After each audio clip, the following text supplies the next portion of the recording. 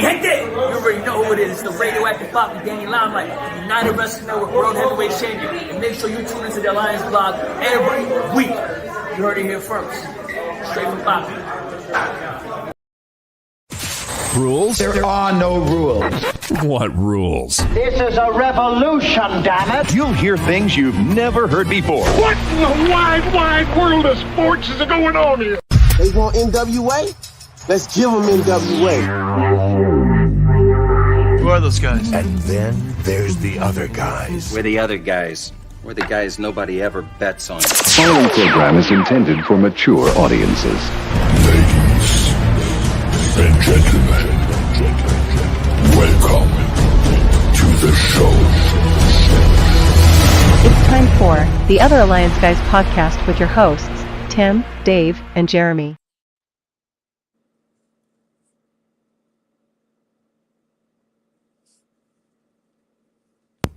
That was too bad because that was super funny. Now I'm not going to do it. Good morning, good afternoon, and good evening. It was a professional podcast. What can we tell you? Yep. We are the Other Alliance Guys. This is why we're not the Alliance Guys. We're just the Other Alliance Guys. A presentation of alliance-wrestling.com, your number one source for news and information for the National Wrestling Alliance. Also, sometimes the United Wrestling Network, although they've been quiet for a while, but we'll talk about them briefly again tonight, and various independents around the world. How are you, Dave? I'm doing well. The holidays are coming. Yep. We'll have to. This is actually episode 74 for us, and but it's actually episode 75 because we did the Christmas Spectacular last year. Yeah. With I think on this show, but we got to do that this year. We can see if we can get everybody in the chat, all from the Alliance guys, and maybe anyone from the Alliance that can get on. That'd be great. We should kind of throw it out there in a couple weeks, but that'll be good. We got lots of people in the chat tonight already. Let's see. Mike is here. He fell over his toilet trying to get off it earlier today and threw out his sciatica. But like I told him, look, man, I once threw my back out sneezing. I have no judgment. Hope you're feeling okay. Willie is here. Did I put his where we go? Willie's here. Tyrus will become one of the props in the new Godzilla vs. King Kong movie. And Jeremy, who's not here, tells us what that prop is. Jeremy hopefully will be on in a little bit, but he's stuck at work. But as you can see, he's goofing off a little or taking a break. So hopefully he'll be here a little bit later. Scott B's here. Welcome, Scott. It was a pretty decent episode of Power. I think I liked it overall. What did you think, Dave? It's moving the storylines along, and we'll see where it takes us. Yeah, it's moving it along, and that's really what we can ask for right now. We get to do the Power review tonight. The two of us, maybe the three of us, hopefully, if CWF Jeremy is able to make the show. That's because tomorrow night, the Alliance guys who normally do the Power recap are taking on an interview with Mecha Wolf for season 16. Hopefully, that was really short. That was an amazing video. I'll do that one again. Look at that. Mecha Wolf, of course, one half of La Rebellion, although I believe that Bestia is currently in AAA right now, isn't he? I believe so. I feel like they were the most successful tag team in the Lightning One era to date, and finally reached that point where, as you like to say, how can we miss you if you won't go away? And I mean, it's one of these things that, I mean, the NWA is doing more with the territories and tapings and all that, but they were to the point where about every 2 months or every 10 weeks or so, you knew something was going to happen, that they'd have a pay-per-view and tapings, and then they'd go on their merry way. Well, as a wrestler, yeah, you can go, okay, I'm going to be with NWA, and I know we got 5 or 6 events that we're going to be doing, but I got to fill out the rest of my schedule around this. So Yeah. you either find a couple other promotions that are willing to work with you, or that don't do tapings or events like the NWA, that they just do strictly live events. And you can basically cherry pick and go, okay, I can hit these 2, but I can't hit this one. So we got to make something happen in these 2 events if you want to bring me in. Right. And it's good to get your persona out there and get your wrestling name out there. And hopefully, I mean, you've seen what Cardona has done. He's had major crossover with Game Changer. He's been in Impact, even AEW, NWA. He fits in where he can, and hopefully you can get eyes on you wherever you go. He's the master of that. Yeah. I mean, it's what you choose to watch and who you choose to watch. There's some wrestlers that I'll watch wherever they go. Yeah. Others, I'm just like, okay, well, AEW's on. Okay, well, they're having a tournament and Eddie Kingston's on this week. I'm definitely watching because all day long. Yep. Yeah. Yeah. You know, Cardona, it's funny because I feel like he does the same act in all the independents he goes to right now. You know, Loser Leave Town, or, you know, he's here for a short stay. Yeah. And he's just like, I get the sense with Cardona that I know nothing, but I get the sense that he's, you know, he's like he says, you better come see me before I head back to the WWE, because you know it's going to happen. Yeah. But I just, even when he reinvents himself in little tiny, you know, increments, like Steph DeLander, and adding her into that mix in MLW and GCW and beyond, right? Mm-hmm. It's just, he's always a little bit fresher than you think he's going to be. Yeah. So I don't know. There's like you say, there's lots of guys you can learn from them. Willie says he's glad that JCP is a territory system from the MDA. Talk about that in like 30 seconds here. What we will talk about tonight, if Jeremy makes it later in the show, we'll do the best of the vault from Championship Wrestling, and you know, which is still on track for December or January 14th, I think now, for their first taping for the new year, as they, you know, call the hiatus a day and get back to producing content. I'll you know, and you don't want to see a company going to the vault for very long, but the stuff that they came out of the vault with was pretty darn good. And Dave's going to do some fantasy booking as always to wrap it back around to the NWA again. He's going to ask a couple questions. Is it time for Max to go after the Burke and take on Kenzie?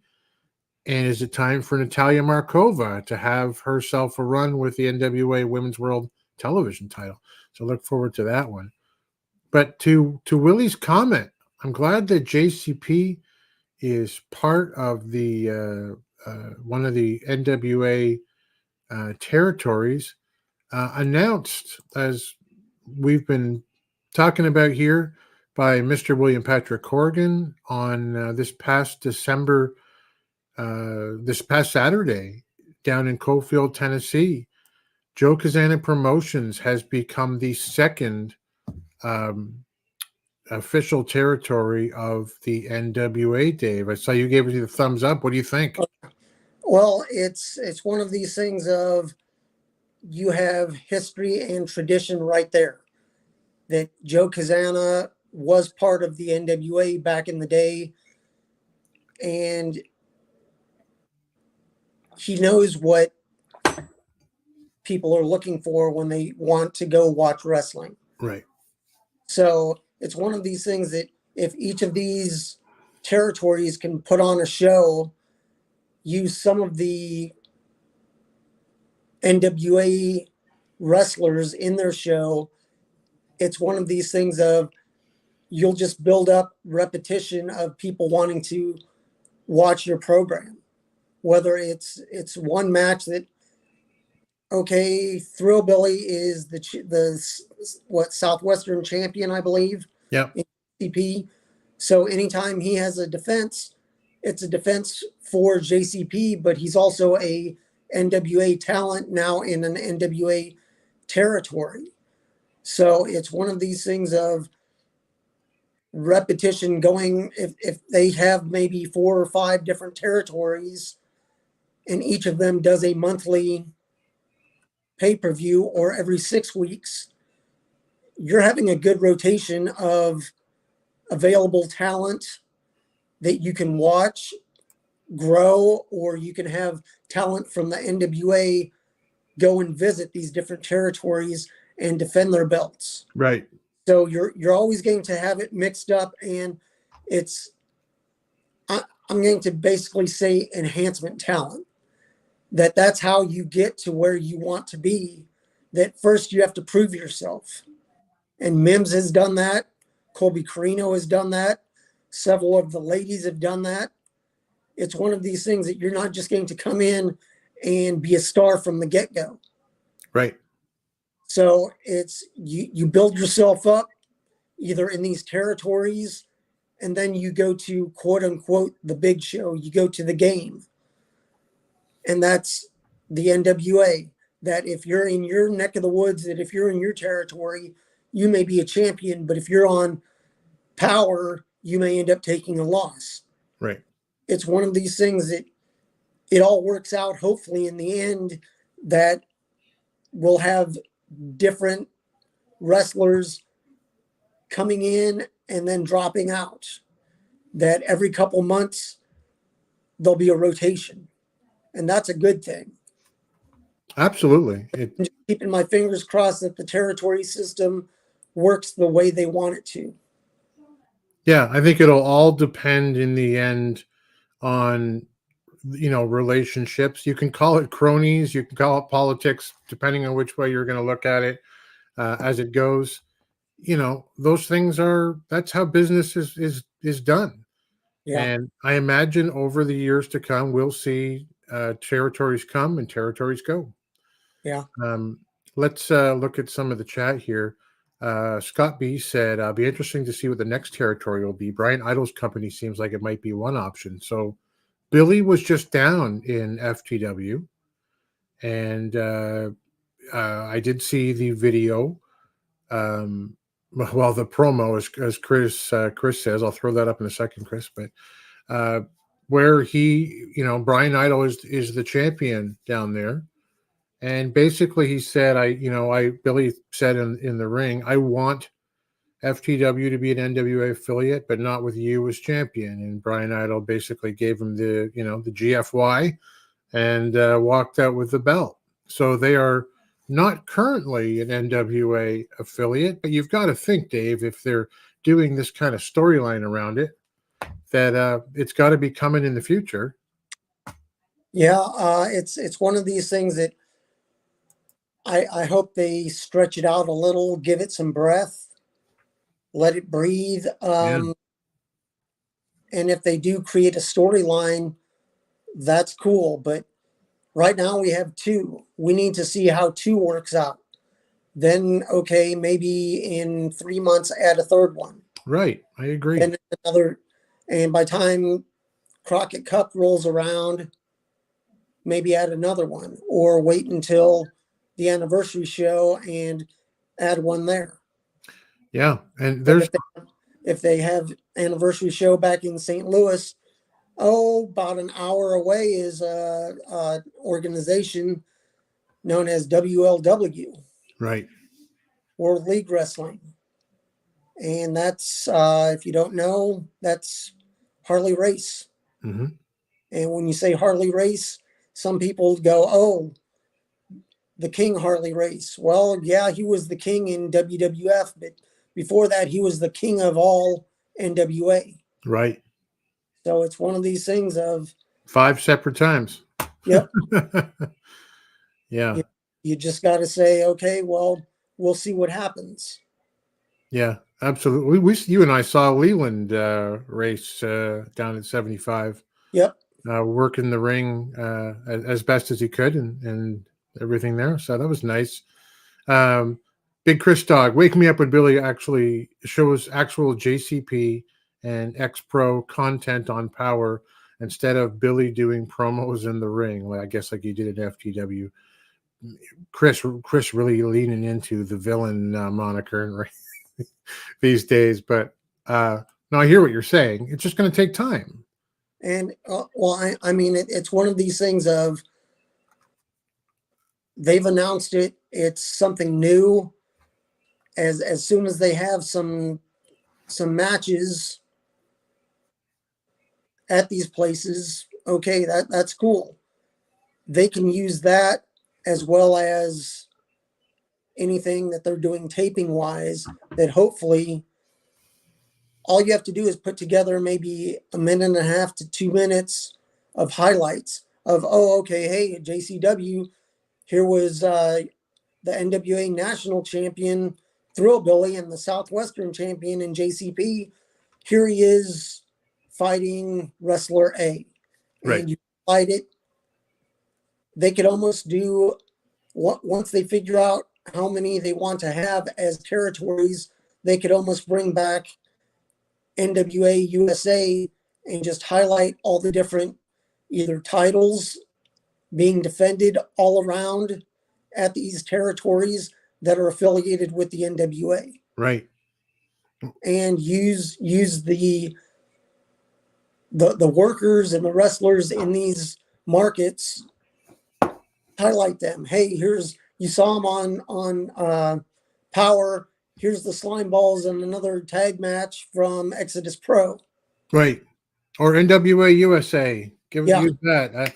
That might have been Chris's idea. I don't remember in the Discord. Right. If we can get that programming back on YouTube or the CW or what have you, hey, I'll be watching Exodus Pro and JCP all day long.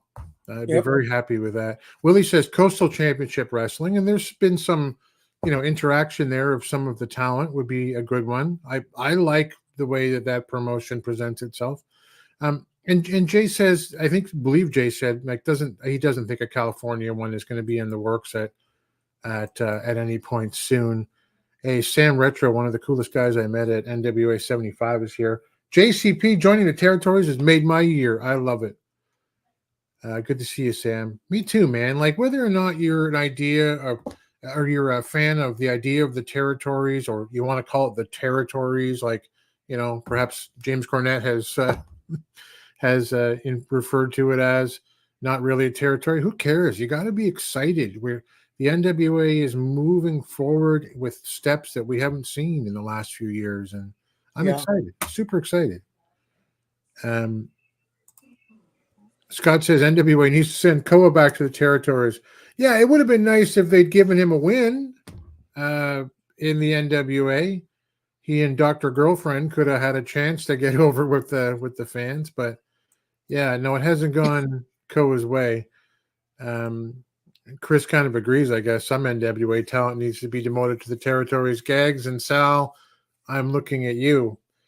I mean, not from a talent level, but as a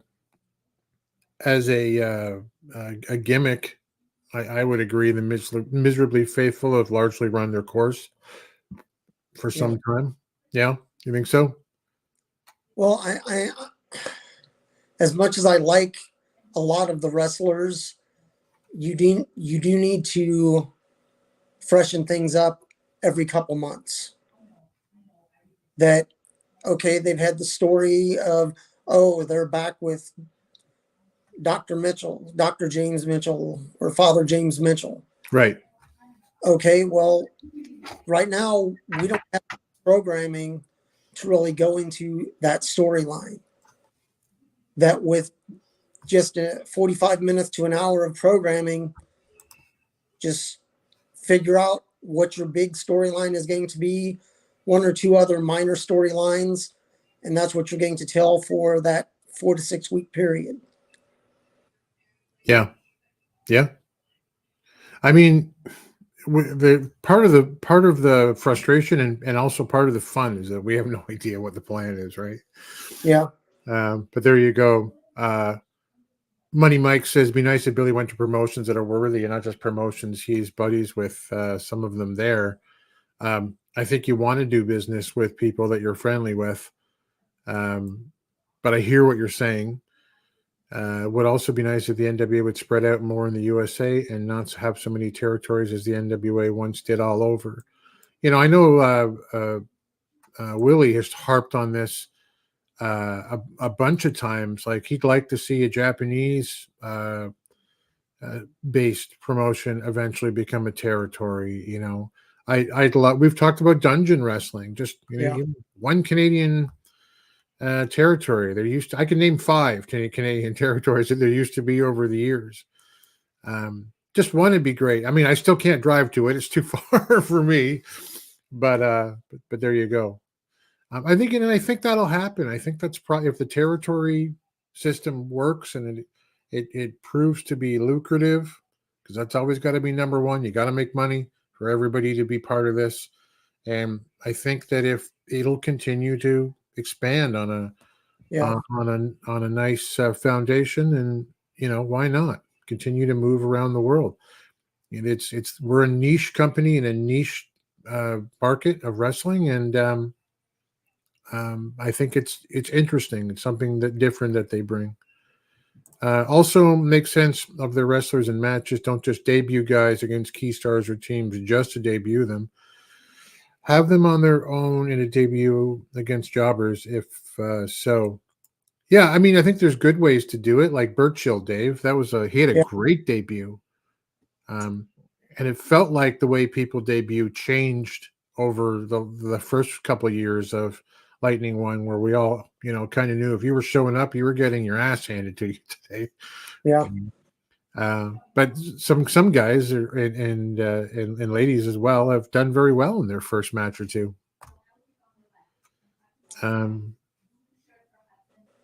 Supposedly, Scott says the JCP show is airing on NWA's YouTube channel too. Oh, that's interesting. I know they have their own. Yeah, we saw Leland down there. Hey, Noob and Co. Welcome. The 2-week anniversary of Natalia Markova debuting in the NWA. That's great. We're going to be talking about her in Dave's fantasy booking thing tonight segment. Mike says, I'm a fan of promotions where wrestlers getting work, not just territories. Many I know in my area will now be affiliated with NWA through JCP now. That's great. I think this is Jay. Hey, Jay, there will be 3 to 4 promotions that would make a lot of sense. Keep looking at KFW in Tennessee. Kenzie and Kylie are taking over the promotion, and I think that's their family promotion. Yeah. So that's interesting as well. Yeah. Willie says, yeah, to kind of clarify, All Japan, Stampede Wrestling, I guess are Dungeon now, should be affiliated with NWA. Mike agrees. And two in Canada. I mean, wherever the market is fine with me. It doesn't have to be physically near me. I'll you know, I'm coming down to Crockett Cup this year, so wherever that is, probably Winston-Salem. Chris doesn't want Dungeon. NWA can work with All Japan like they do with AAA, but both are bigger than current NWA. I think I'd agree with that. Yeah, and Sam says this a couple times today. One step at a time. One step at a time. It's important in all aspects of business. 1 foot in front of the other. Don't run before you can walk. So yeah. Let's go. Let's talk about what's coming up. What have I got on the list here? Is Jamie Stanley not in? Did he not make it to WWE in the tryout? I see he's posted something on Instagram about his tryouts and kind of relaunched his YouTube page. But my wife's favorite wrestler doesn't appear to be part of the group that made it in the WWE. Not quite, missed it by that much. Really, eh? But it's one of these things that I don't know. Jamie Stanley never quite clicked with where they put him when he and and Sam Adonis were doing the Rude Dudes, El Rudo, and the tag team. Yeah. He's a decent wrestler, but he's a great manager. He can talk. And if they choose to put him with somebody that can't talk, that he can either be a manager and or spokesperson for someone, but he can also wrestle when needed. Yeah, and they're big on youth, and Jamie's in great shape, but he's 35, I think. Yep. And I mean, yeah. WWE is looking for younger talents, but I could also see them putting him, if he does get another callback, he can talk. It's just what they choose to do with him. That if you know who Robbie Stone is, as a manager, I'd like to see, I like the old time managers. And it's one of these things that they had him with Colby, and then they also had him with Joe Alonzo. Both of those guys can talk. He was basically a manager to run interference for. Right. So it's one of these things that if you truly have somebody that can't talk but that can wrestle, that's why you put them with a person. Right. With a manager. That's right. And it's one of these things, I mean, like, Judas doesn't talk a lot. He basically growls and yells and commands something, but he fits under the Father James Mitchell umbrella. They're close enough in gimmick that they fit well together. You just need to find out that if Jamie Stanley's going to be one of these people that is a spokesperson or manager type, or have him as a wrestler. I believe he's from Jacksonville. So he's already down in that area. And I mean, in Florida, there's wrestlers that drive 3, 4, 5 hours to get to events. So it's not something that they're not used to doing, is driving. So if they decide to have a NWA territory or territories in Florida, that they can have different territories host these events, whether it's Boca Raton or whether it's FTW. And I mean, same thing, JCP is in Tennessee, as well as, I believe, Kenzie's parents have a promotion there as well. Yeah, So KWF, yeah. they can either work together, or if they're unable to do it one place, they can do it at the other. Right. That it's they just need to figure out how to work things out. So basically everybody wins without people losing out on either wrestling or getting a chance at some exposure outside of their local promotion. 100%. And that's probably 30% of being successful. Yeah. Noob had said, we kind of talked about this, but you heard Florida's still in the works. Do you think it's still Fight the World Wrestling? I don't think you do a promo and release it on the internet between Mr. Corgan and Brian Idol in the ring and not follow it through. But as Dave said, let's let it stretch it out, marinate it a bit, or however you want to let it cook, let it simmer, and let's see what happens. Chris says, let's mention what happened at both the JCP and Exodus Pro shows, since Billy hasn't mentioned it. I honestly do not know what you mean, but as long as you're not spoiling it for something that we don't want to spoil, throw it up in the chat. We'll talk about it. Yeah, Monster Beast version of Judas, Sam. Me too. But for Jamie Stanley, that group that went down to the Performance Center, some of the names we know, it's a pretty good young class. Jasmine Allure went. David Goldie, who I saw when I went to Dog Pro Wrestling in New Jersey, right? With you. Yep. Goldie was great. He was maybe the best guy on that roster.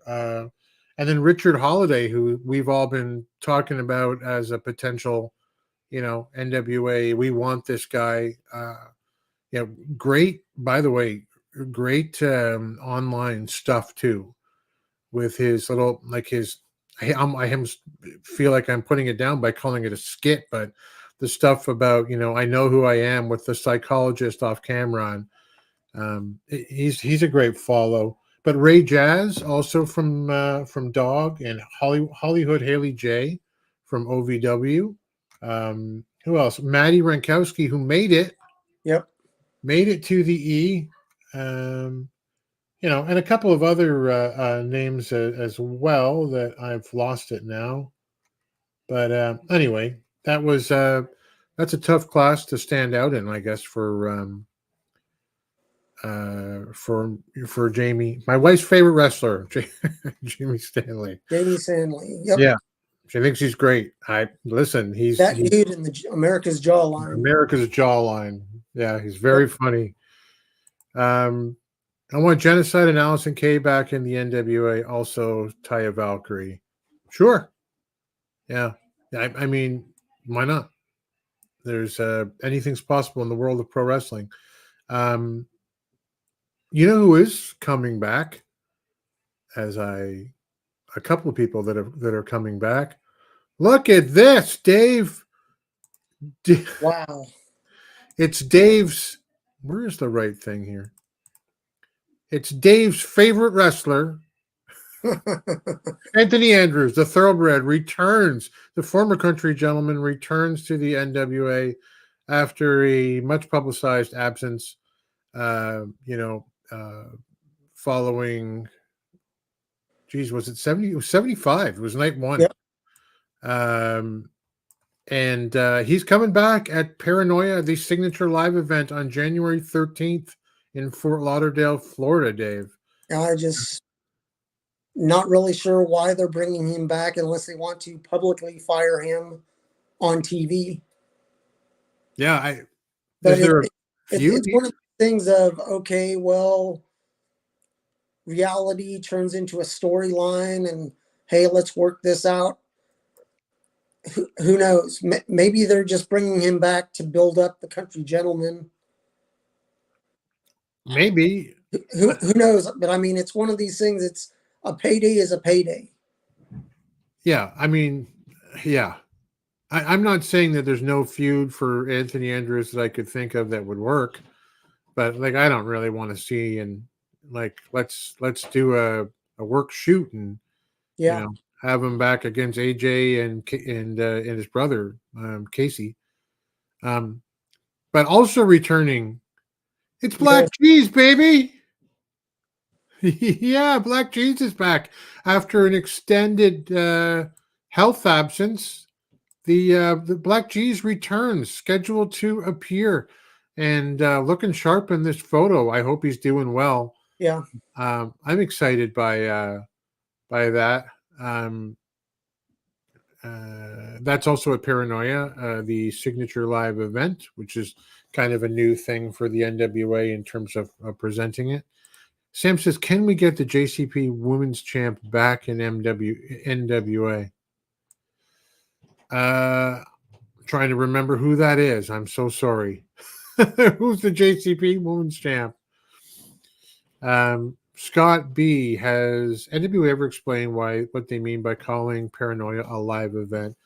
I'm assuming it's just a TV taping, but if so, that seems a very strange way to refer to it. No, it has not yet entirely been explained as to what it is, but it is a power taping. Yeah. We know that. There was talk at the last pay-per-view about how the first pay-per-view of 2024, I think, would be Hard Times. And Hard Times 3. It'd be Hard Times 4. 4, yeah. I think you're right. So, no, but the NWA, I almost want to say traditionally at this point, kind of, you're fired, pal. You're right, I am fired. Goodbye, everybody. No, but traditionally, almost I was going to say, because it hasn't really been long enough to say traditionally in the Lightning One era, but they explain these things as we go along, and the closer we get to the event, even in the final weeks, things fall into place. So we'll probably find out as we move along. Hey, Carlton, been a while. Good to see you. So that's cool. Black G's returning to the NWA. Anthony Andrews is back at the same event.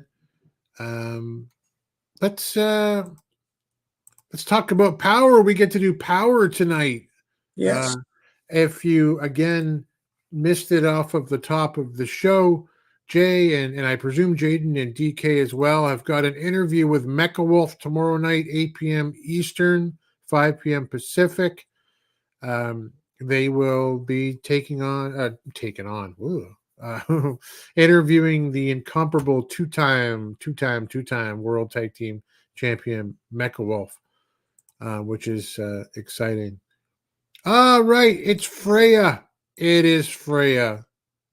Yeah. I like Freya the Slayer. That's the JCP Women's Champ. Yeah.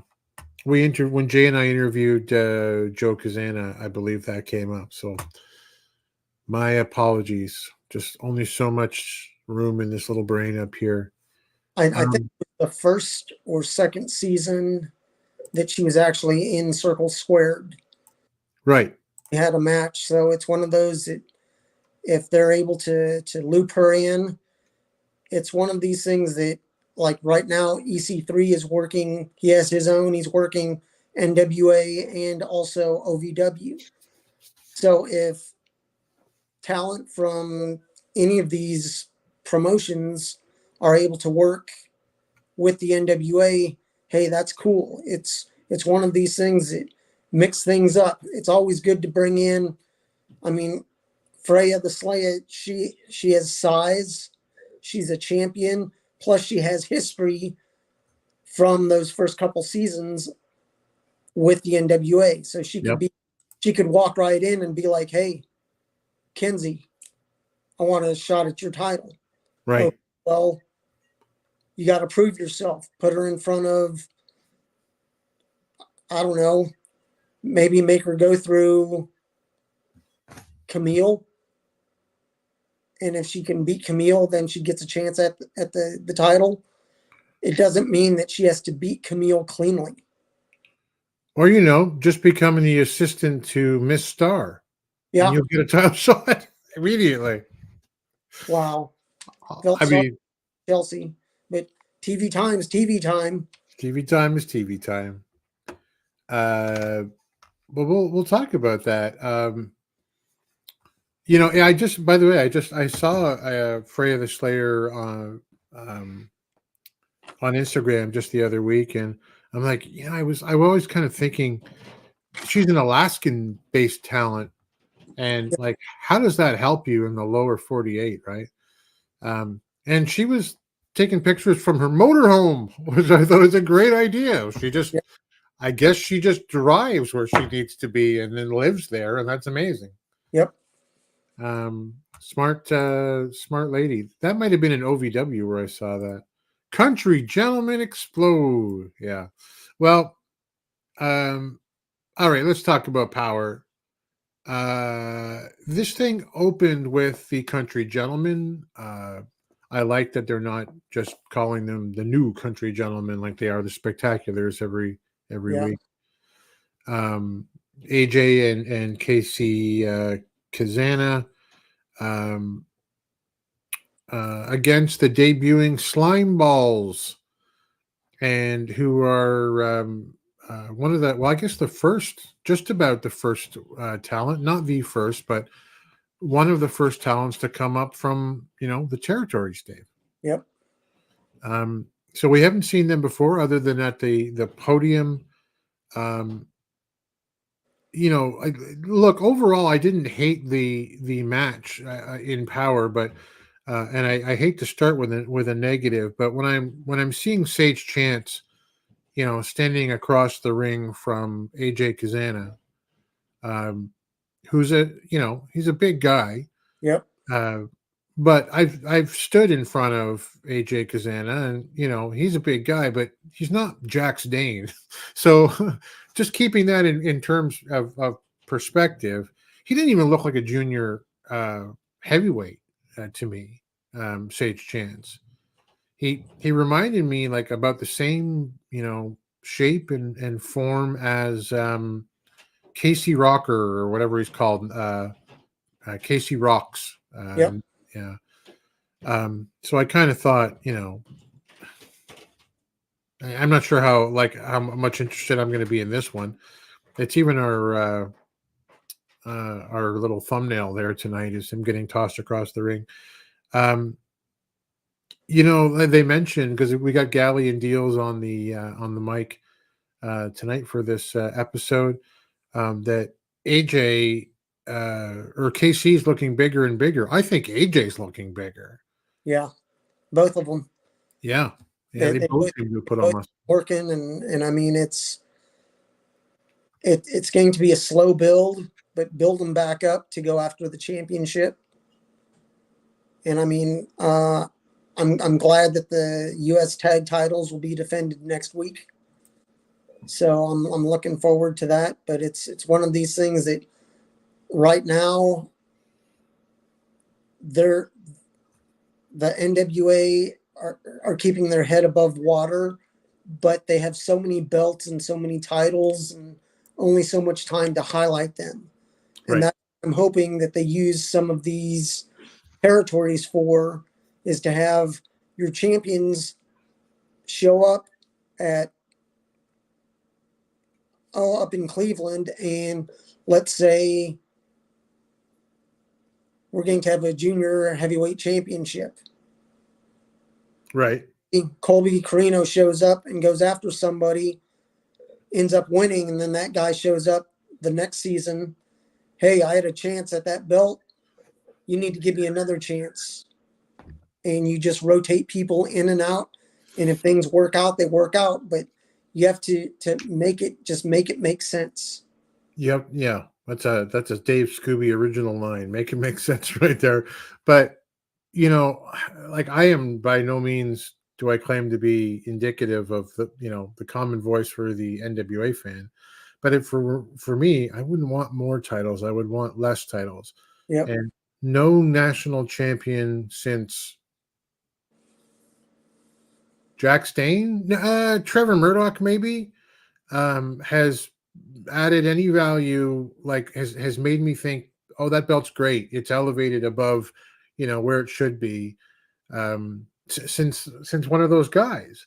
And I would rather just say, hey, listen, Chris storylines had Chris Adonis toss this thing on the floor and then win it back in order to get into a battle royal. And then, EC3 throwing it down when he didn't need to go for the world championship. And it's just, it's such a title that has such little value to me that I'd say take it out and let's feature one or more rotating, belts from around the territories. Or let's bump up and see a television title match every week, or let's see, more of the World Junior Championship. Yeah. I think there's things that can be done there. We get, I have it on my phone. I'm not checking my phone here other than for that, but Sage Chance has manhandled throughout this entire match. Tommy Rance doesn't honestly fare too much better. It's funny, the Slime Ballz outfits, I feel like they were kind of like the Public Enemy meets, I don't know, a DX car wreck from the early 90s. I get what they're trying to do, and I think there's a little bit of refinement, but they're indie guys, and I get it, and I like matching stuff. They aren't bad. They don't mount too much of a challenge in this one. But even their attempts to break up pins from the outside, a kick to the back, it's just AJ it's no soul, right? one of the gentlemen is thrown into the ropes as a knee to the back, it's a no sell. Like their offense was just sold. It wasn't sold at all. Just appeared to be weak. It was a rough debut, I thought. I really did like the finisher that the Country Gentlemen are using, kind of a off the top heart attack spine buster combo. Yeah, that looked great. Overall, I thought it was a decent match. And there's obviously, like any tag team, there's some work to be done here in terms of promoting them. But, I just thought that the effectiveness could have been put into the Slime Ballz in this inevitable loss. What did you think? I mean, like you said, I liked the outfits. I liked that they were an actual team.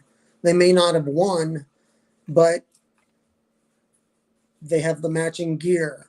They did trash talking.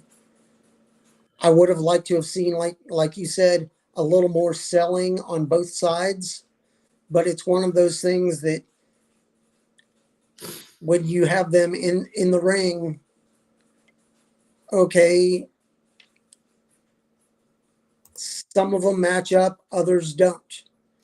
Right. So it's these things that you're presenting a team that down the line may have a chance at going after the U.S. titles again, with the Country Gentlemen rebuilding and slowly but surely maturing as a team. It's one of these things that a tag team can work well together, but a tag team that is related by blood seems to have almost a second nature of what's going to happen, and they can do the blind tags. They know what's going on. Right. So it's one of these things of, it was good that they're slowly building them back up. And Slime Ballz did what they were brought in to do. They did the job. They did. And down the line, they may move up the ladder in Exodus Pro and then have a chance to come back to the NWA. And who knows, if they improve, hey, maybe bring them in for Crockett Cup. You always need some teams. Yeah. You've seen them once already. Have them show up a couple more times. It doesn't mean they have to win, but if they show up, they're a representation of the NWA territories. Yeah, absolutely. We even if in year one that they're a one and done in the Crockett Cup, there's always one team that gets the upset, and within the first round, why not? Retro remembers them from good territory team. Scott B says Slime Ballz definitely have some potential as fun enhancement tag team along the lines of the Fixers. That's a good comparison. And you were talking about the belts and where they can be. National and North American title are really, I don't think maybe you meant the television title. Really important as we speak. Unless you mean one of the JCP titles. Those belts, taking some NWA belts, you could make them the main belt in a territory, sure. And Scott says, I'd like to see the Slime Ballz versus the New Spectaculars. I bet you will. I'd be willing to bet that you would at this point. But before we get to the New Spectaculars 2.0, Dave, we get Samantha Starr, or excuse me, as she now demands Kyle introduce her, Miss Starr, because she's decided, I'm a heel now. Nothing happened. We just had that black and white camera work where she just suddenly attacked Chelsea a couple of weeks ago, and we went, okay, what's that all about? And she comes out and she's a heel now. So no real explanation other than just, I decided that I'm a third generation wrestler on both sides of my family, and everyone's going to give me respect. And I thought, I'm going to let the lack of any real reason for this, this build up to go, because I think giving her a personality is long overdue. Yeah. She talks about how her family breeds greatness, and then she says, "I'm going to introduce you to my new assistant," and they bring out Chelsea, the woman she beat the snot out of a week or two ago, who just kind of stands there, a little demurely, for lack of a better word. Hey, Jamin's a heel. She says, because, we made up and you fell into line, and basically you see how great I am. You're going to learn from me. I have done something for you, and that's I'm getting you a title match tonight. I'm getting you a title match. It's about to start right now against Max the Impaler. So have fun. And Chelsea plays this as anyone would, including this guy. You're like, I have to do what right now? What did you think of her, Miss Starr? We got to start calling her now at the podium. I actually liked some of her intensity, that she's getting better at the promos, that she has a purpose now. Let's see if it translates into her wrestling. I don't know. I mean, it's you think about it. They're pushing the NWA decides when they push the tradition and the legacy. Well, she is a legacy. She's saying, "Hey, I come from a family of winners." Right. So it's one of these things. She's playing it right as a heel. She's like, "Okay, I would do this, but no, it's your turn. I did something for you. I feel sorry for, quote unquote, beating you up. You're my new assistant. Here, tag, you have this match." Yeah.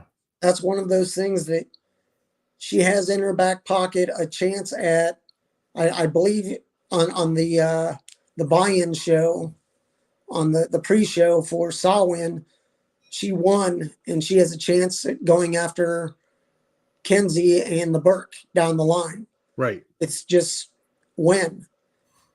Well, she has a chance, but Max, in winning this match against Chelsea, well, now Max can go after the title. That's true. Yeah. Does Max go after Samantha Starr and take her completely out of the picture? So who knows? It could work that they have to have a match to see who the actual contender will be, or they think, I'm hoping they don't do a three-way, because that would just cheapen it for me. But I do like them giving her a little gumption. Yeah.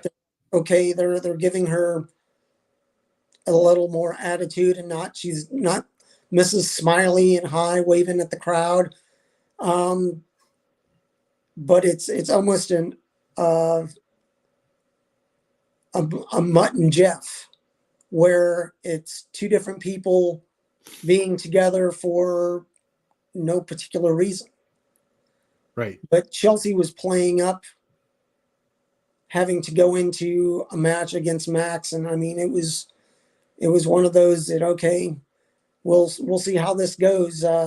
Chelsea has only wrestled a handful of times, and I didn't give her a chance, but who knows? Miracles do happen. It's the holiday season.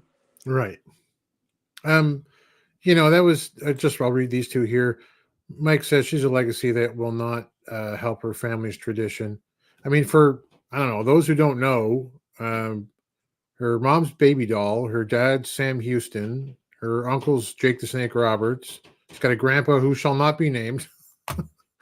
And there's others on her mother's side as well. Yeah. So 3 generations up, right? Rock and Robin. Thank you very much. Yeah, that's her aunt. Yep. On her father's side as well. And then Matthew says, Star's heel promo disappointed me. It felt green. Yeah, I don't disagree at all. I mean, I don't know how many years Samantha Starr has in the ring, but she still feels green to me, and some of the way she moves in the ring, some of the move set, it does seem a little green. But hey, it takes time. This is AAA ball, right? Yeah. But I hear you. So that leads right into the match versus Chelsea, where the part out of this that the kind of two parts, two halves of one point. One is like, oh, Samantha Starr has the clout to give Max a title match for Chelsea. Like, come on. I mean, Yeah. why? What has she done to get the title match? Feed me something. I'm happy to believe. Just you got to give me something other than just I arranged this for you. And the other part was that it didn't do anything to build up Max's, as we now learn, seventh match. That Max can, after a victory tonight, cash in the Women's World Television Championship anytime they want, and take a shot at the Burke, which I'm sure you'll talk about in a little bit. Noob says, so Samantha Starr is related to Jake the Snake Roberts? Yes, that is her uncle, which is why she uses the DDT as the finisher. So the match, I mean, Chelsea plays this as well as, like I said, I would. Absolutely terrified. They have 6:35. Their first contact is at 5:26, like left on the clock, right? And because Max is just stalking her around the ring. Cat house. Yeah, exactly that. And I tried to back it up, but Joe Galli's talking. I swear Max is talking at one point as they lay Chelsea over the back of the ropes, and do that lick to the face where it's just like, I'm going to enjoy this meal so much. Yep. It sounded to me like Max said something, which I'm like, oh, that's interesting, and not just wrestling talk or any kayfabe, but like actually said something loud enough that you would have been able to hear it if you were in the crowd. So it really doesn't get started till there's less than 4 minutes left. It's basically forearms in the corner that just beat her down, and Max just sits on Chelsea. Chelsea does avoid the avalanche and then immediately goes to this back handspring thing where she's going to do one of those back handspring back elbows. And Max just stops, puts that away, stops it immediately, uses the standing short arm clothesline, and hits the lariat and just pins Chelsea. It was a beating exactly like the beating should be for someone who's presented as Chelsea is presented right now. What do you think? Well, it did tell the story, and I'm hoping that they wrap the story up and have Samantha berate her, and it's one of these things of that Chelsea actually works her way out of being associated with Samantha Starr. But it's one of these things that if you're going to use moves, use them or make sure that things go well. That anytime Chelsea has tried to do handsprings or flips, it hasn't worked out. Just stick to the basics. Right. If you're going to be scared of somebody in the ring, do that. Be scared, cower, run away, run outside the ring. A loss is a loss, but if it's a time limit loss, you survived. You didn't get pinned. So one of those things that they could have stretched it out, and she could have survived by basically running away and hiding. You're right. By the way, this 6:05, I know we had a 6:05 start for this show at 6:35 now, just to be 30 minutes later. As just to kind of tie in. But 6:05 time limit on these things is this so far done now? Like, why don't we just call it 15 and try to, make some of these matches a bit more psychologically, stretched out? Because I don't know, it seems ridiculous. Like you'd think if any wrestler worth their salt, if it's like we have 6 minutes and 5 seconds, the bell goes and you'd be tearing at the champion. And that never happens. And there's always about 3 minutes of wrestling and someone gets pinned. Just seems that way. And Noob said, you mean by grunting and growling? No, I mean, Max actually said something, a sentence. I couldn't quite catch it. Was maybe I'm really going to enjoy this or something. It was in a deep growly voice. But anyway, that's fine. We are going to the Outrunners now, Matthew. He says, man, they tried real hard to make Slade look good. Well, I mean, I don't disagree. So you have the Spectaculars 2.0, really 3.0, but I think they called the version with Burchill 1.0. Or no, I'm sorry, not Burchill. Mr. Midas, right? Yeah. So they come out with Slade. Rush has a cape.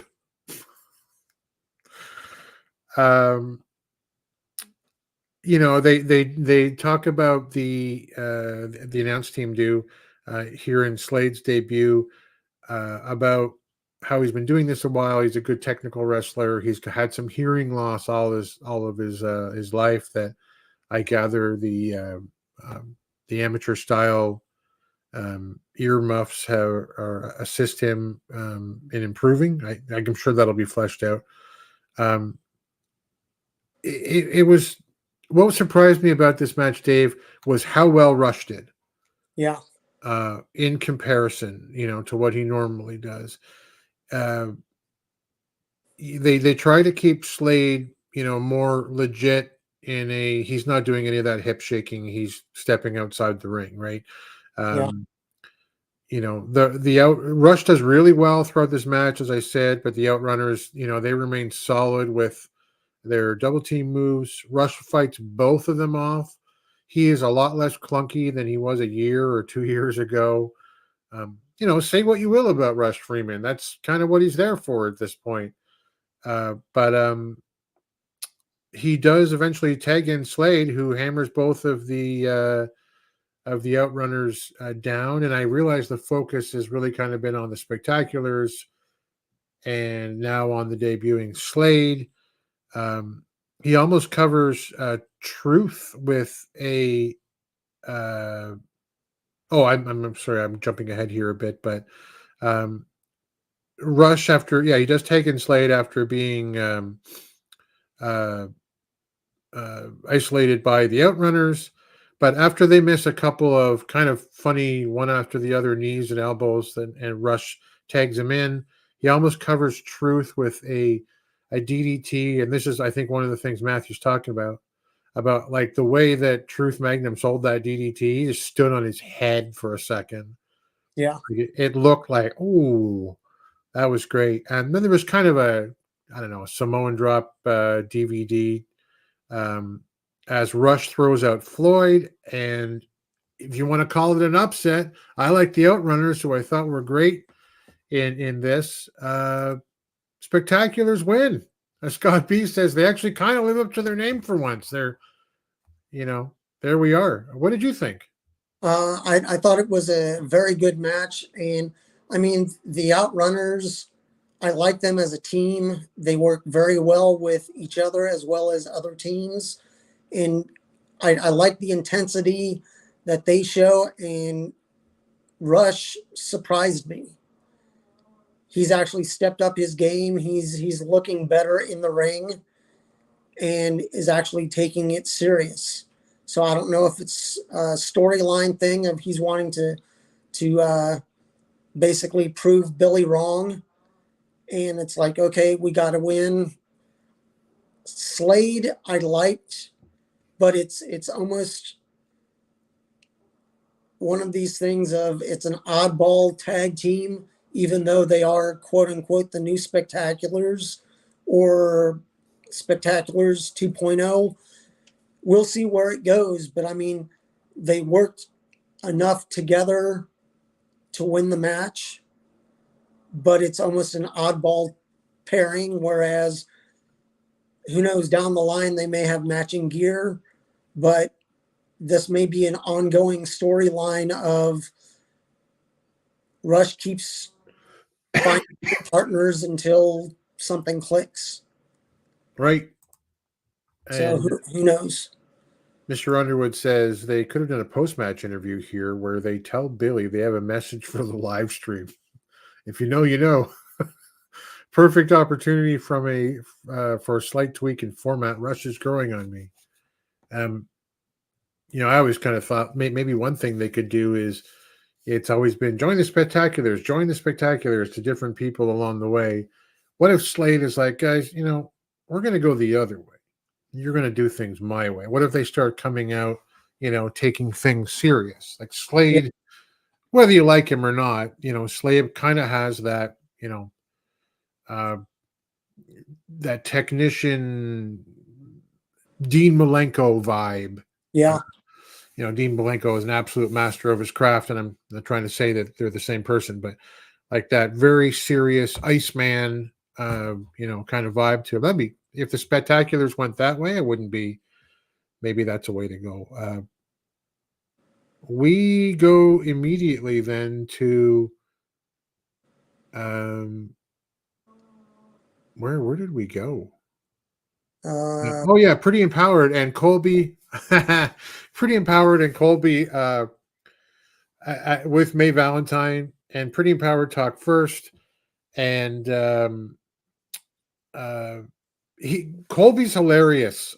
He almost does it to the detriment of Pretty Empowered, who, if they were lesser ladies on the mic, it might hurt for them the way Colby just kind of, he's very funny. Basically, Ella Jaws at Taylor Rising, and the proof is in the pretty, in the pretty, which is a pretty good tagline. Then she turns to Colby, and he says he's defended this junior heavyweight belt like 20 times so far. He's going to keep doing it. He's going to do it again. He's going to keep winning. And then May says, "What do you think of Pretty Empower's dominance?"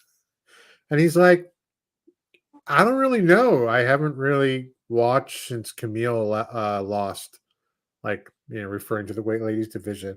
And they're like, excuse me? Who, you know what? Colby Ricarino, blah, blah, blah, blah. We kind of go off the air. What did you think of the segment?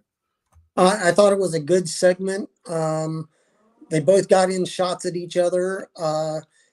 But it's one of these things, I really do think that they need to make an adjustment on how May interviews people. She's almost trying to make herself the center of attention. I know she likes dressing well, but if you're not seeing them top to bottom, head to toe, take off the heels. She doesn't need to be taller, right, or just under what the wrestlers are. The way they shoot it, it's directly, it's straight on. So they don't shoot it up or down. So you're actually seeing height across the way. Right. So if she has on 2, 3, 4-inch heels, take those off. It brings her down where she has to hold the mic up. And it just gives the appearance of your wrestlers are larger than life, even though they may not be over 6 foot. That's a great point. Height is a big thing. Like, some of the great, off the top of my head, you could name any sports announcer you wanted standing beside a professional athlete. And like that gap is always like just initially in my mind. Doesn't matter what sport it is, almost, or even within wrestling with managers. You could Bobby Heenan, who wasn't very tall, and he'd be standing, there just jawing away about how amazing Big John Studd was, or Paul Orndorff, or Andre, or whoever. But But I agree. You know, the answer, I really like May Valentine. I really do. I think she's wonderful on social media. But I think the answer to what you're saying, it's Sam Laterna. Yep. Sam Laterna, everybody. Get Sam Laterna. And find another role for May. She's worth keeping around. But Sam Laterna is great. And she's like this tall. Yep. May needs to find a tag team, a men's tag team, and just let her and Aaron battle it out with their tag teams. Right. You've mentioned that before. That's a great idea. So she can talk for them, or she can just basically play the quote unquote role of woman from Doom and basically just get them, guys. And just point a lady a few words. We do our talking in the ring and just have them go after Blunt Force Trauma, whether they win the belts or not. It's a storyline that will wrap up the history between May and Aaron. Right. Well, I mean, Matthew says she ought to turn heel and return to Aaron's loving arms. Willie says no. But apparently Sam's doing Impact. I don't know that she's doing that exclusively, or she's under contract to them. I thought she could still do stuff elsewhere from what I had last read, but I'm not. I don't claim to be up to date on my Sam Laterna news and info. But after that fun little sojourn, we do get Joe Alonzo versus Rey Fury versus Certified Luke Kurtis, who many of you might have seen from snippets OVW, right? Wrestlers on Netflix. And I believe he's one of the Overmen down in OVW, right? EC3's group. Yes. Right. So this was very fast paced. I couldn't keep up with writing, even if I wanted to. But Alonzo and Kurtis essentially team up for a good majority of this one, and then to take on Rey Fury. They don't have too much success at first, but they do finally dominate at this point. Kurtis does seem more polished than I thought he would be. They try to steal each other's pins, Alonzo and Kurtis over Rey, which was great when the other is like talking to the camera or what have you. Yeah. And then when there's a misfire as Alonzo hits Kurtis, might have been my favorite part of the match. Kurtis goes down and Alonzo looks at him and goes, "Yep, sorry." Why would he care? Wrong place, wrong time. Sorry. Yeah, that's right. There was a leg lariat move in this match from Rey Fury that I thought looked the shit. It was so like his enziguris, the way he uses his feet. And I don't know a lot about Rey Fury as a luchador or anything else, but I thought he was solid. Yeah. And he is quick. Essentially, at the end of this thing, Joe Alonzo, who Devan Dowling, hey Devan, is calling the GOAT. Joe Alonzo gets the win with his sort of facebuster standing bulldog move. I don't know what it's called. He gets the cover. He gets the win. I really enjoyed the match overall for what it was, and speed and high flying, and it was fun for me. What did you think? It was a very good match for a three-way match.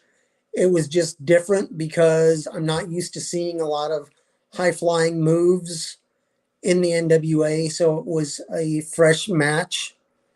It was just different. But I'm hoping that Joe does get another push towards the belt, but they need to push a couple other people and make them battle for it. Right. That Joe has plenty of time, unless he gets scooped up. He has plenty of time to work his way up to that junior heavyweight title. Oh, we lost Dave. Give him a sec to come back. Joe reminds me so much of WCW Jericho. Yeah. Early Jericho, Psychosis, and Dean Malenko, and that's what made WCW for me. Made me keep watching it back in the day. Perfect way to feature 3 juniors. Dave, you can hear me. I can't see or hear you. Something's gone wrong. Scooby Dooby Doo, where are you? But yeah, match of the night, as Matthew says, fun way to feature 3 juniors. Really a lot of fun. I'll keep going. Oh, this is pretty funny. Devin says they tagged Fuego del Sol instead of Rey Fury. Oh, that's awful. Yeah. So what happened immediately after that was we were back with May Valentine. With I'll take you out, Dave, so you can figure it out backstage there.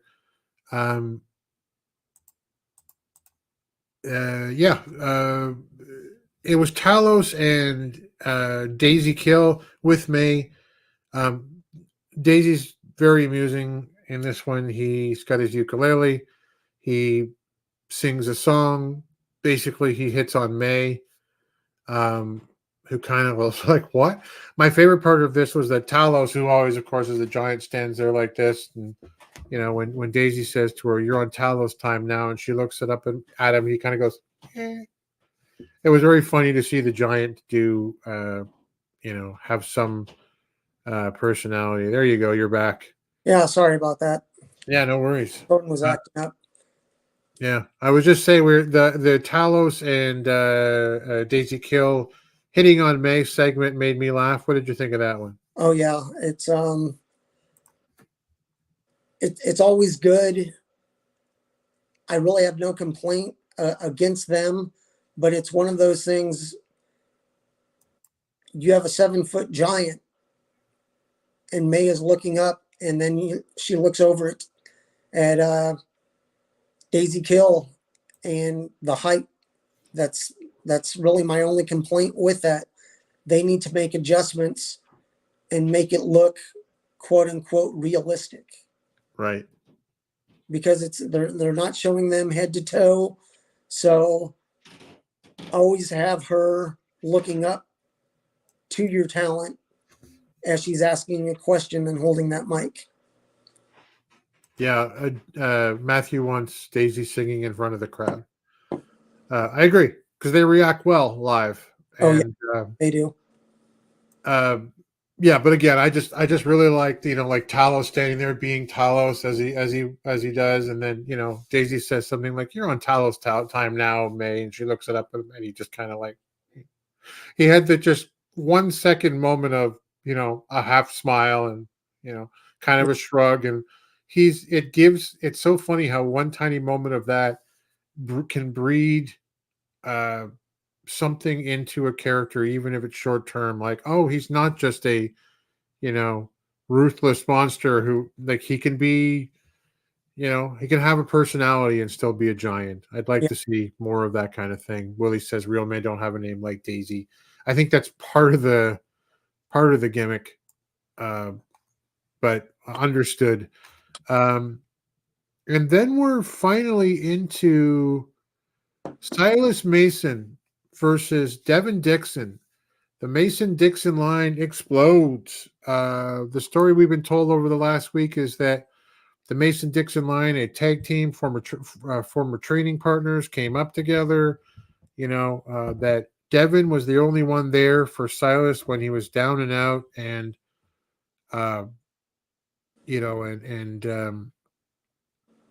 hurt with a broken leg a year or two back. And that he had these goals in the NWA, one to become a champion, another to get Devan Dixon his shot in the NWA. Well, here it is. It's for the national title. They shake hands at the beginning of this thing. They exchange shoulder blocks. No one on top on this one. They exchange body slams. At one point, Dixon goes to help Thrillbilly up, and he gets a shot in the mouth for it from a left hand from the Thrillbilly, and it's kind of one of those, oh, this is where we at moment. And I thought, that's good. That makes me, feel like this is going to pick up. That's what Thrillbilly should do. Devan should be on board with it. I get it. And he beats the shit out of Dixon with forearms and shots to the head. Really beats the snot out of him for a good portion of this match. Takes him outside, delivers chops, snaps his neck back over the top rope by his rather long mullet. Dixon does make a comeback with following a suplex where he does a top rope crossbody. He's a good sized guy too. But almost immediately eats a thrill ride out of nowhere.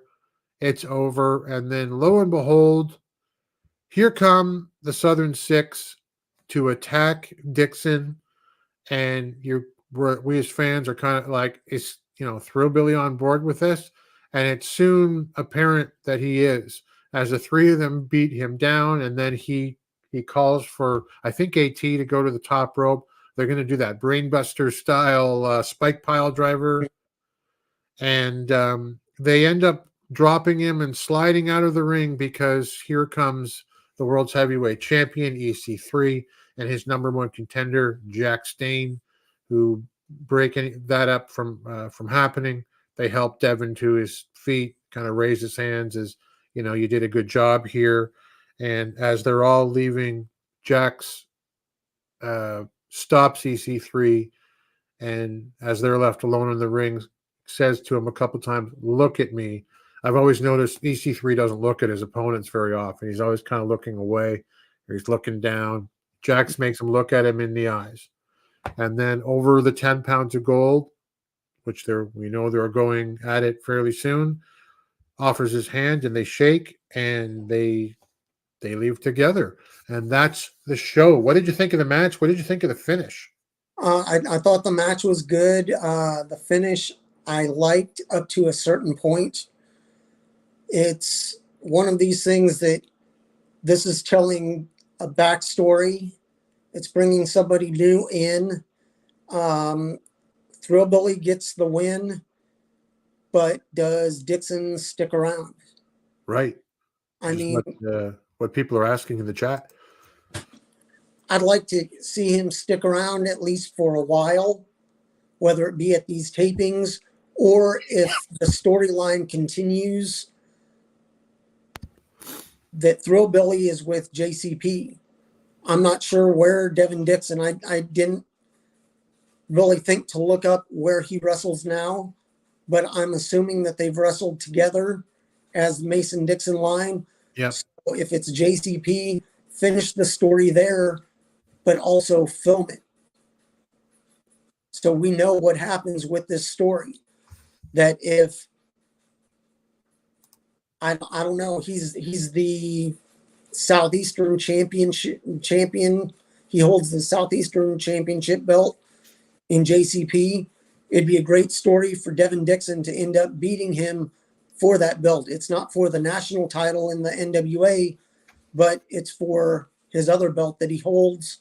So that storyline continues that anytime Thrillbilly goes back, or who knows if Carrie or Alex go back, there's an instant storyline of, hey, there's somebody that has a past with the Southern Six. We can always throw them in a match together. Right. Matthew Underwood agrees with you on this one. To that point about going to other promotions or, to the territories, especially now that we're connected that way and telling the story there, there's precedence for this outside of wrestling where I guess it works. Like, I used to be a comic book kid for many, many years. And it always kind of annoyed me that if you wanted to know what happened at the end of thing number 132, you had to go and read Thor 176, but they were keeping a story going in another product. Mm-hmm. And that's a lot easier and a lot cheaper to do that in pro wrestling when everything's on TV. Yep. Willie likes Devan Dixon, sees him as a future national champ. Scott says, I hope Dixon sticks around. I could see them facing the rest of the Southern Six before a Thrillbilly rematch. Matthew'd like to see Dixon popping up with a new partner, a Crockett Cup. It'd be good to be able to drag one of those who have kind of, wallowed in mediocrity because of booking. Like, nothing wrong with, I don't know, Judas, with a rebranding there. There'd be nothing wrong with Jack Talos. I'm picking a couple of big guys, but you could pick a lot of people. What about Plunky? What about Plunky? Plunky's a great choice, actually.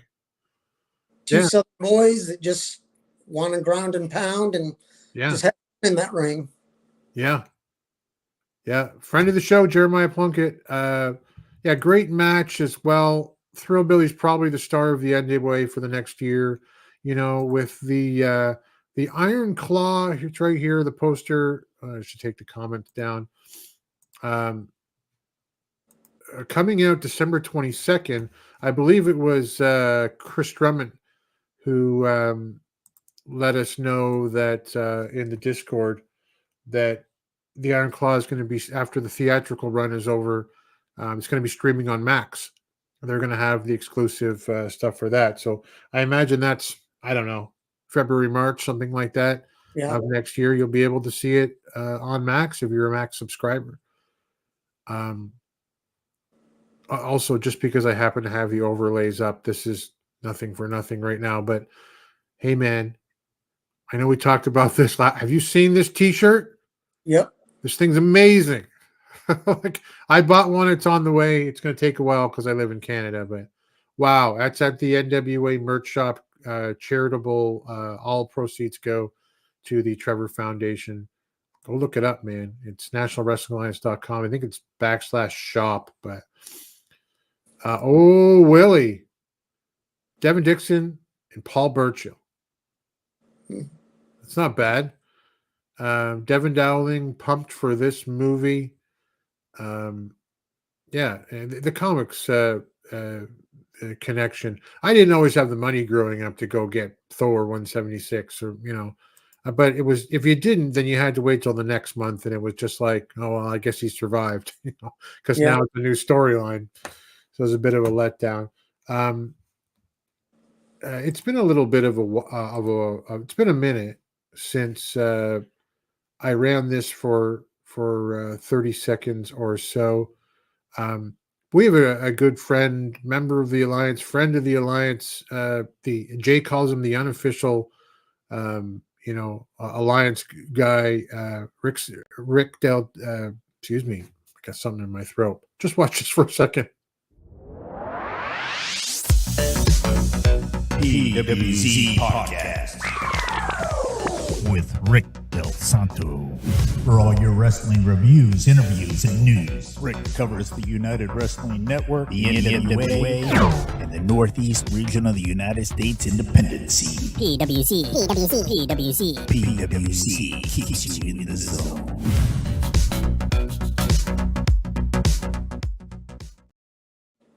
The reason I brought that up, not just because Rick's an awesome guy who just knew stuff all over the week, and he'll tell you things you didn't know about people you've never met sometimes. And Rick is so prolific, but I mentioned that because we love to share the love, so to speak, in the Alliance with other content creators as well. You got content, get into the Discord and with us. It's down in the doobly-doo. The connection down below, and share it with us so that we can share it as well. The Alliance is I know Jay has said 3,000 is the next, on YouTube is the next mark he wants to say, but it seemed like less than a year ago we were like on that push for 1,000, and now we're just about at 2, and that's like a year's worth of growth. And I feel like we're less than a year away now from 3K, Scooby. So yep. So good on Jay and good on the Alliance, and go check Rick out because he's an awesome guy who has an awesome product. Jeremy, of course, isn't here. So we're going to move into our NWA fantasy booking segment. I respect you, Booker Man.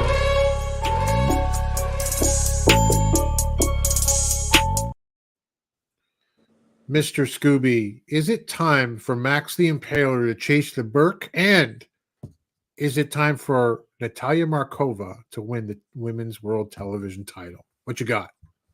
Well, the way I look at it, I mean, Max has won 7 matches. They included the matches that Max had in, I believe, over in Japan and in Finland. Yeah. So it's one of these things that's cool that it's an international belt, but they need to make that for the regular, for the men and the women's title, that if they're going to be outside of the NWA, rules apply to both. I'll do a Jeremy Point because I know he'd be doing that for you right now. I mean, I'm sure they're going to give Mims a push, but Tom defended his title outside of the NWA, but they only counted NWA matches for his Lucky 7. So equal opportunity for everybody involved. Let's just, everybody's on the same page, same rules for everybody. Now, with, I could see Kenzie defeating Max and getting revenge in a battle for the Burke. And that's to get back the win from 75, but it did push her from TV title to the women's championship, the Burke. So it's one of these things. I'm not really sure when the next actual pay-per-view will be, but the NWA, I mean, they can only do so much with Max until they want to push Max versus who knows. Right. Could it be that before Max goes after the title that Kenzie holds, that Camille, if Camille is on her way out of the NWA, does Max get put over by Camille to then go after Kenzie? We don't know when the next pay-per-view will actually be. We know when the next tapings are. It's going to be hard times, Daddy. So it's one of these things that we just need to figure out. And when I say we, it's the NWA. We just need to try to figure out in our minds of when they're doing a pay-per-view, does it make sense for this title match to take place? Right. Now they can also go male versus non-binary, even though most of the viewers of NWA may look at Max and go, well, Max holds the women's TV title.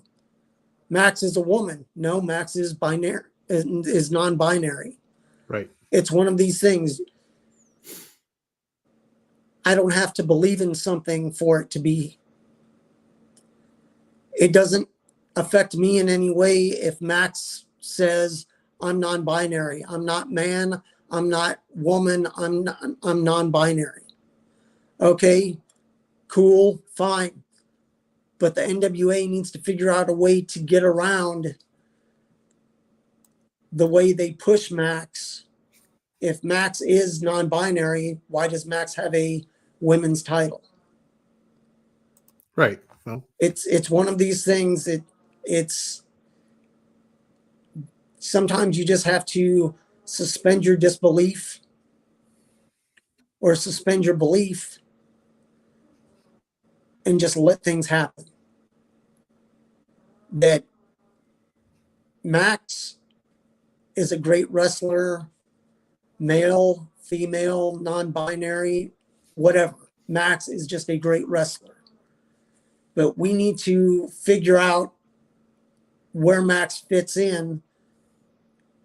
And like I've said before, make it make sense. I think it's too early for Max to beat Kenzie and take the Burke. Kenzie has been built up from the get-go, and Kenzie did her time in losing.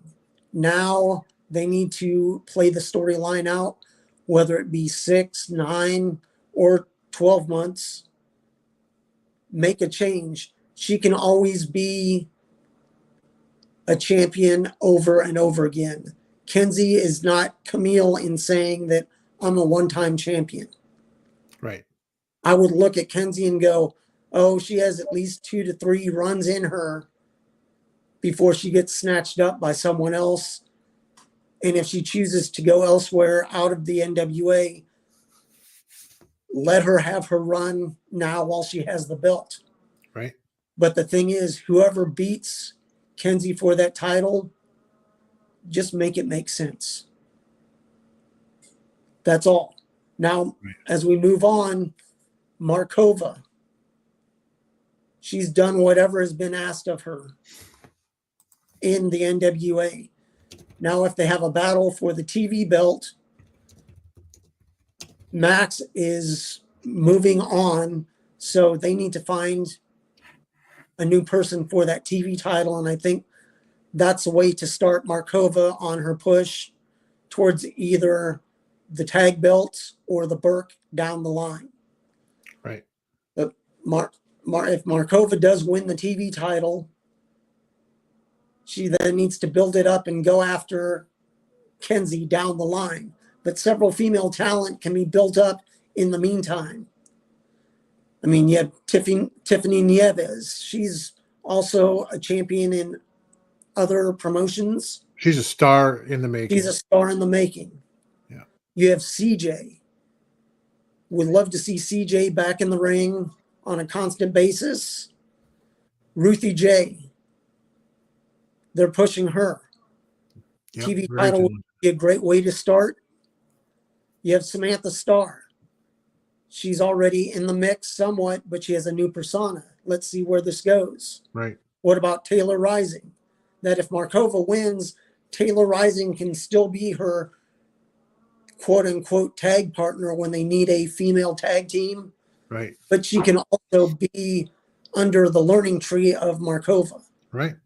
So it's one of these things that they can use the talent they have, or also bring in other female talent from the territories and use them for a TV title. Have a TV title tournament set up and either do it as a pre-show match for the next pay-per-view or at a taping. I mean, you have Missa Kate, who can also be in the mix. I'm not sure if Angelina Love is still there, but Fodder still has roots with Exodus Pro. So use that TV title or some of your talent either on Power or at your territories. Right. That have some of these women that are more experienced, like Missa Kate, who is, I believe, like 30 years old. She's still young. Yeah.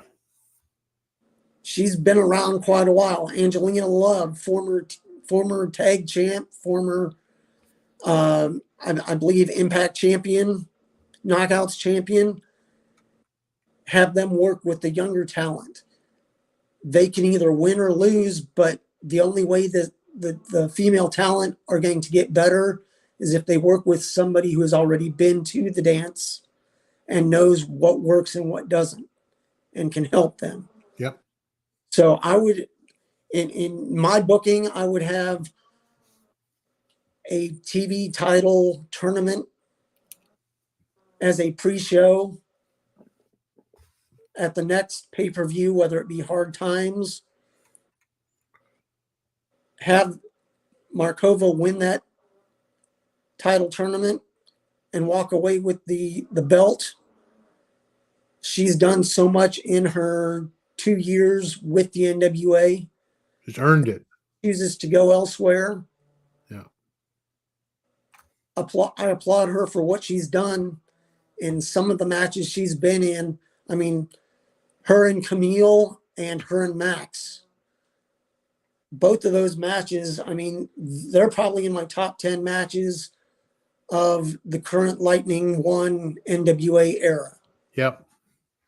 So, I mean, reward her for what she's done and help her help the company and help the other female talent for down the line. You always have to look to the future. She gets rewarded with a nice little run with the belt, and rewards everybody else with her knowledge. Yep. Yeah, makes sense, man. Lots of comments in the chat here. I'm going to throw them all up. Okay. I'll go back just before we started. What's the status of Dak Draper and Blake Bulletproof Troop? Believe they're both still around. I know that Troop and the lawyer Silvio. Thank you, Chris Silvio, Esquire, are on the poster for Paranoia. That's great. So, Money Mike said, don't mind Max versus a male as long as it's done without insulting common sense. Well, I think that can be easily done with a talent like Max the Impaler. I'm super high on Max the Impaler as a talent. To the point where, because they've already teased it with like, hey, Mr. Mims, anytime we want, my warrior of the wasteland can come over and take your world television title. There's that already there.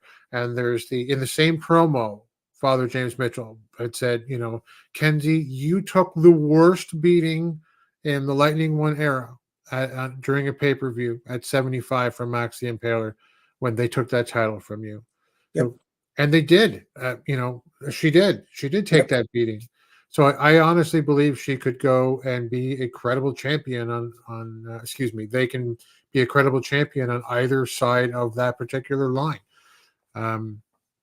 You're the fantasy booker guy, but what if they long-term stalked, Kenzie? When are they going to cash in the title? Does it, loses, and then takes a television title from the men's side and does it again? Anything. That's why Max is so intriguing as a talent. Anyway, and I'm sure I've lost the context here, Lou, my buddy Lou. No, Max has defended the women's TV title, not the men's TV title. So 7 wins should be a shot at the associated world title. So if they've won 7 wins with the women's title, then they get a shot at the Burke. I think that's what he's saying. And if they get 7 wins with the men's world television title, they get a shot at the 10 pounds of gold. Hope I got that right, Lou. Scott says, be nice if they had a pay-per-view before what I assume the reboot of sorts is with the CW. Hard Times, Daddy. Hard Times 4. That's what I'd like to see. Matthew says Father James should be fired up and doing post-match interviews, a good bit post-match for Max. I agree. Every single time. Keep it going. Noob does not think Max is ready for the Burke. Fair. More than fair. Willie says the King Bees, Renegade Twins, good contenders for the NWA Women's Tag Team Championship. Where are the Renegade Twins? AEW now? I believe they're working with ROH and a little with AEW as well.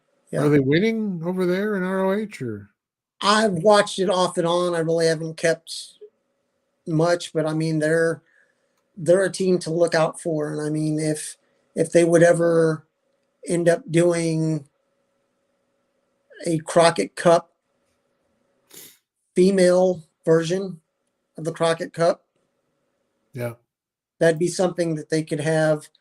Crockett Cup one day of all females, all the female titles, and a run for the female Crockett Cup, and then the next day do the men. But I don't know. I'd like to see them come back. They were a very good team, but they were just they were transitional champions just for that purpose. Yeah, man, I'd like to see them come back and win. Like, if I don't know, it's about money. It's always about money. You got to get paid at every level in this sport, whether you're a promoter, whether you're a talent, whether you're, whatever you are, you got to get paid. I get it.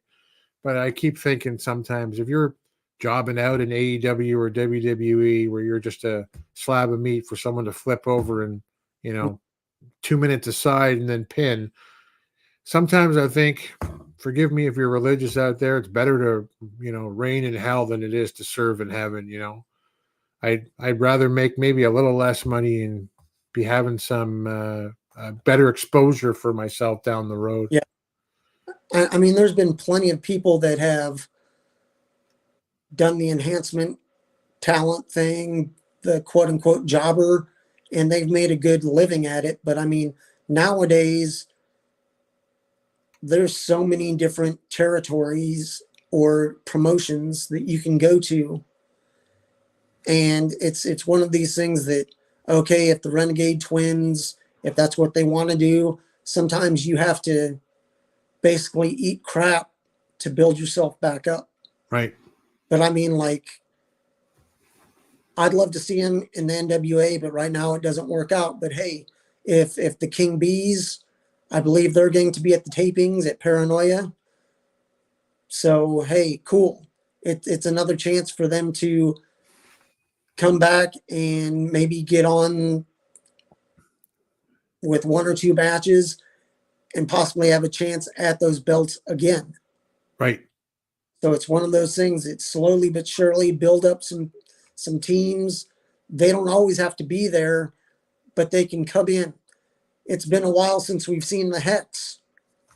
It'd be great to see them come back at maybe 76, unless you want them to come back earlier, or they're able to give some of these teams and some of these wrestlers time away. So when they come back, you're like, oh, wow, cool. I didn't expect this.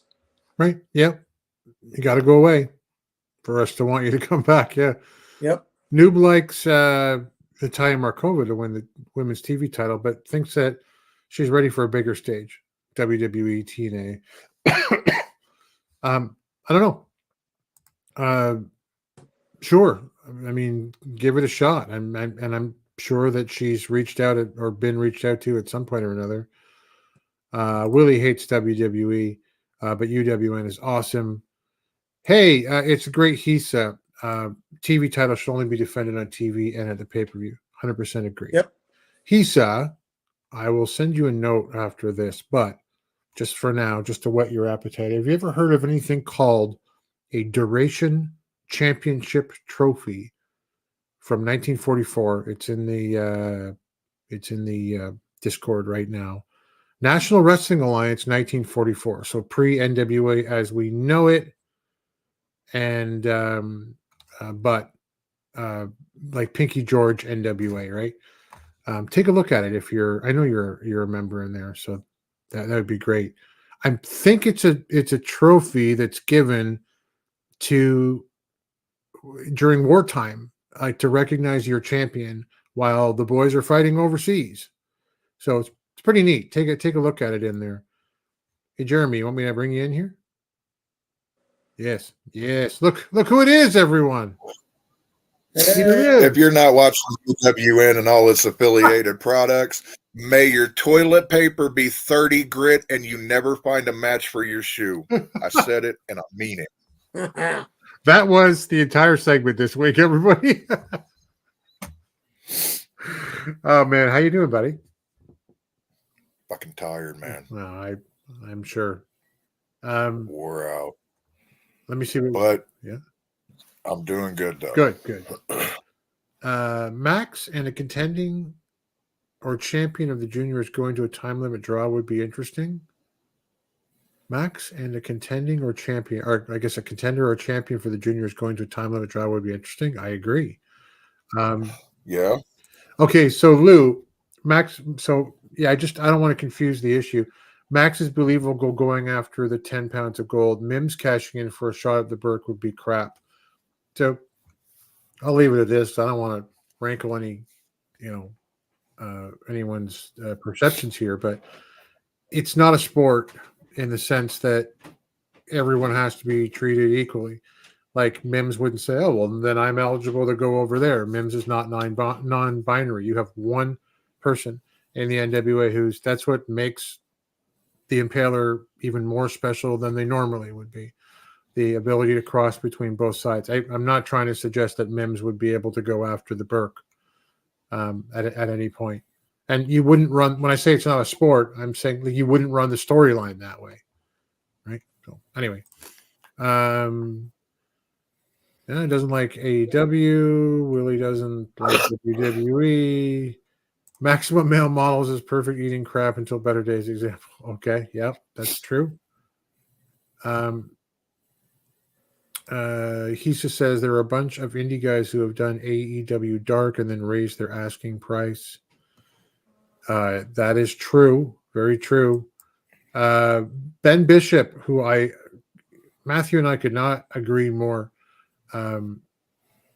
Over the past few days, wrestlers and promoters alike are really showing the world how little money there is in indie wrestling compared to other entertainment avenues. Whose fault? Man, that's a longer answer than I got left to be able to go into. But on a very higher level, man, I'd love to see Big Trouble Ben Bishop, who Jeremy got me hooked on when he was in Memphis. Get that cat over, man. Express, baby. Yep, that's it. 6'12" and 1/2 of a metric ton, or quarter metric ton. Quarter of a metric ton. Oh, apparently I have the wrong person here. So anyway, so if Max is going for the 10 pounds of gold, why not Camille if she was still there? But Tessa has already crossed over. So, I mean, Lou says I need things to make sense, which I think the way that it makes sense is having one person do it. I don't think it's something that everyone gets to do. It is it is what it is. It's pro wrestling, guys. One guy controls everything in the organization, and one person gets assigned that, as their character, which again makes them more special. If everybody did it, it wouldn't mean anything. How many RKOs are there out there right now, right? Yeah, I have zero issues finding a match for my shoe, but finding matching socks for me is impossible. There you go. So listen, guys, Jeremy, I'm assuming you don't want to throw into the UWN right now, but if you do, we can. There wasn't anything really. The UWN was the recap show again, and Memphis they're starting to get they're on track with something. I feel something's gonna pop off here in the next month or two. I think they were just trying to find their footing with their new booker and King Cobra. So things are starting to pick up a little bit, but yeah, that's true. All this did sell the hell out of the RKO. A super kick would have been a better example, especially when Shawn Michaels was the only one doing it. Now there's super kick parties out there. So yeah. Anyways, guys, that's it. Dave, tell us where they can find you on the socials. You can find me at Dave Scooby on Twitter X and Instagram, over on TikTok at Dave Scooby, followed by the number 1. All right. Jeremy, how about you? You can find me over on Twitter or X at HJWOTS and on Threads at Championship Wrestling Jeremy, even though I haven't probably logged into that in a month or better. I found it hard to get into. I don't know, lots of connections over there. Just how many platforms can I do anything on? But anyway, I am at the Alliance Gold on all of the social medias, and most importantly, join the Alliance. We are the Alliance Wrestling, alliance-wrestling.com, or at the Alliance blog on all your social medias. They're all down below, all the links in the doobly-doo, especially the Discord, which I'm pushing because we have so many great voices in there. Some who I don't always agree with and some who I do, but all voices are permitted and all voices are heard. So Tomorrow night, I'm going to go to the brand thing here. Tomorrow night, usually the power is done by the Alliance guys. And they are not. It is J Cal and Jaden and DKM talking to Mecha Wolf tomorrow night, 8 p.m. Eastern, 5 p.m. Pacific. So that'll be exciting. Tune in for that one. And obviously, of course, every Tuesday, 5 p.m. Eastern, 2 p.m. Pacific, Jay runs the pre-party that hour before Power. We appreciate you guys for being here. We appreciate all the comments. We have such a good time. You know, we're gonna do hopefully all of the Alliance guys, and maybe we can also get Chris Flackett and Lamb and everybody else on an actual broadcast for the end of the year. We'll have to pick one day in the next week or three and get everybody for that year end and do our matches of the year, feud of the year, maybe best and worst if Jay allows us to. We'll do something like that. But until then, we'll see you at the match. Thanks for joining the stream. This has been a presentation of Alliance-Wrestling.com. We genuinely appreciate your support. Would you consider subscribing so you'll never miss a future episode? I'd also like to remind you we do a live stream every Tuesday at 5 p.m. before NWA Power. You can find us on social media at The Alliance Blog. And until next time, we are The Alliance.